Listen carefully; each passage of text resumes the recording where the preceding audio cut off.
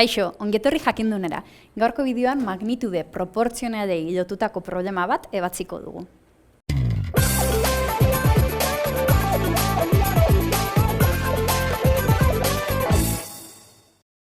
Egingo dugu lehenengo gauza, problema guztiekin bezala, problemaren enuntziatua ulertzea izango da, bai?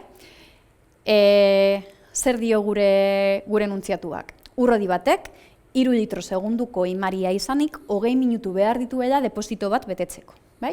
Bi gauza galdetzen dizkigute.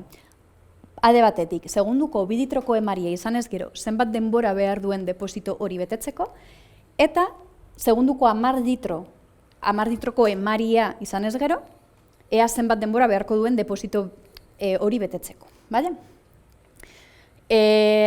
Magnitude proportzionalei lotutako problemetan egin behar dugun lehenengo gauza da magnitudeak identifikatzea eta euren arteko erlazioa identifikatzea. Bai, hau da, ikustea ea alderantziz proportzionalak diren edo zuzenki proportzionalak. Bai, orduan, zeintzuk dira gure probleman agertzen diren magnitudeak? Alde batetik emaria,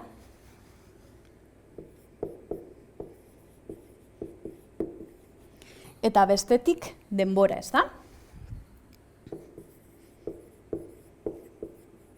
Parentesien artean unitateak jarriko ditugu, bai? Emariaren unitateak kasu honetan litro segundu, eta denbora minututan adierazita dago, bai? Minututan. Bale. Behin hau izan da, pentsatu behar dugu zer gertatzen den. Emaria handitzen denean, bai? Emaria handitzen denean, zenbat denbora beharko dugu deposito bat betetzeko? Gehiago edo gutxiago? Emaria handitzen denean, denbora gutxiago beharko dugu. Beraz, alderantziz proportzionalak dira bi magnitude hauek. Bai? Emaria handitzen bada, denbora gutxituko da. Bale, orduan orain, enuntziatuak ematen dizkigun datu guztiak, kokatuko ditugu taulatxo batean. Bai, daukagu lehenengo datua da, emaria 3 litro segunduko denean, 20 minutu behar dituela ur-hodi horrek depositoa betetzeko. Zer da eskatzen digutena? Segunduko 2 litroko emaria izanez gero, ea zenbat denbora behar duen. Ezta? Orduan, non kokatuko genuke bi hori, hemen. Emaria 2 litro segunduko, eta lehenengo galdera, A galdera, izango ditzateke zenbat denbora behar duen, emari hau izan da, bai? Eta B galdera, berriz, esaten digute, bale, emaria handitzen bada, eta 10 litrokoa bada, zenbat denbora beharko du deposito hori betetzeko. Halako problema bat ebazteko, behar bada metodorik errazena da unitatera laburtzea, bai? Horretarako gogoratu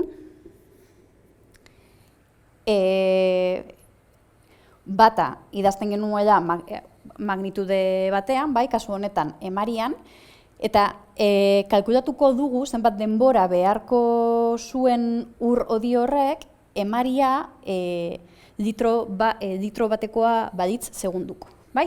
Orduan, hori egiteko hartu behar dugu gogoratu ezagutzen dugun bikote bat, kasu honetan hau da bakarra, A eta B ezagunak direlako, eta kalkulatu bat hori. Bai? Orduan, 3tik batera pasatzeko zer da egin duguna? Zati 3, ezta? Alderantziz proportzionalak direnez, zer gertatuko da edo zer egin beharko dugu kalkulatzeko lehenengo datu hau? Bider 3, ezta? Orduan, 20 bider 3, 60. Bai? Unitatera laburtuta. Emaria gutxitzen bada, urrodiak behar duen denbora depositoa betetzeko handitu egiten da. Bale? Orduan, orain, datu hau kontuan izan da, A eta B kalkulatuko dugu. Bai? Batetik bira, zer da gertatzen dena? Bikoiztu egiten dela, ezta? Bider bi. Beraz, kalkulatzeko A egin beharko dugun izango da denbora zati bi, bai? Hemendik batetik bira pasatzeko bider bi, beraz, hemendik ona pasatzeko zati bi. Beraz, A izango da 60 zati bi, hau da, 30 minutu. Bigarren kasuan, batetik 10 pasatzeko, bider 10 egin beharko dugu, beraz, 60tik bera pasatzeko, B hau lortzeko, zatitu beharko dugu, bai? Zati 10, beraz, B izango da 60, zati 10, 6 minutu. Nahiko erraz, ezta? Hauz izan da guztia, gogoratu. Bai YouTubeen, bai gure web orrialdean jarraitu jakindun.